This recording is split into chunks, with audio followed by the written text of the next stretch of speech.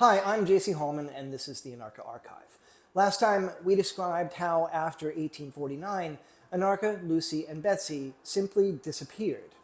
None of the doctors who observed Sims' earliest experiments ever wrote of meeting Anarcha or any of the women, and not even Sims' assistant, Nathan Bozeman, who came along right at the moment Anarcha was supposed to have been cured, ever met her. So what happened to them? Whoa, whoa, whoa, whoa, whoa, whoa, whoa, whoa, whoa, whoa. It wasn't until I returned to Alabama in 2017 that I started to piece it all together. There were only a couple of clues at that point.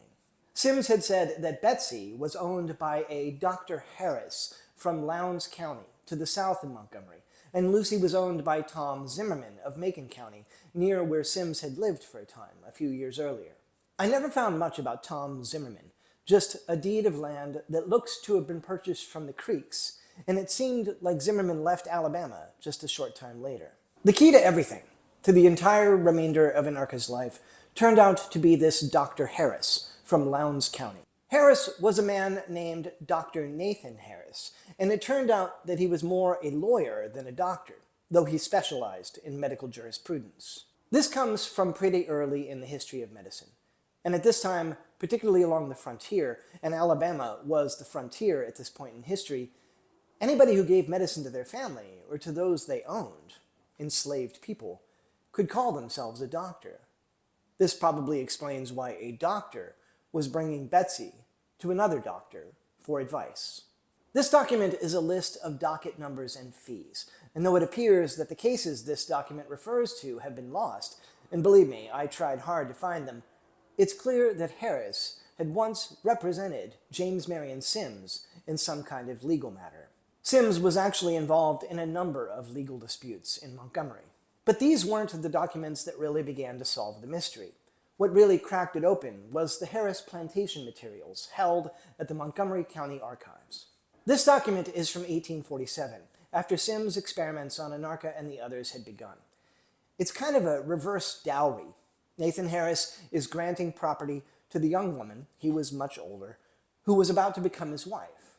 Her name was Margaret Duncan. In earlier videos, we talked about what happened when men at this time died intestate, which means without a will. Often, they were so in debt that their wives were left destitute. Women weren't allowed to own property, but right around this time, a law was passed that permitted women to own property as long as it was held in trust by a man. That's what's happening here. Nathan Harris is giving property to his fiancée, Margaret Duncan, to be held in trust by a man named George Goldthwaite. This property included a long list of enslaved people, and that list included Anarcha. It appeared that Anarcha now had a new enslaver or enslavers. The Harris and Duncan families are going to loom large in Anarcha's life, and we'll document that in detail in future videos. But here's what seems to have happened. Sims had said that he would cure all of his enslaved experimental subjects in 6 months' time. But that didn't happen. It took much longer.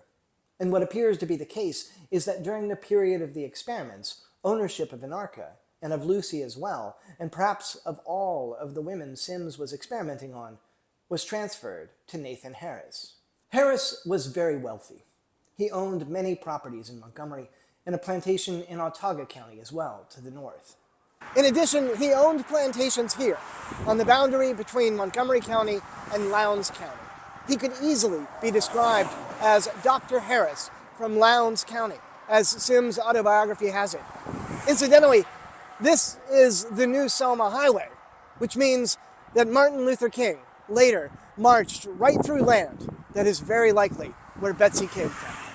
In our next video, we'll be looking at more Harris documents, including a single piece of paper that has all the names on it: Anarcha, Lucy, and Betsy. Whoa, whoa.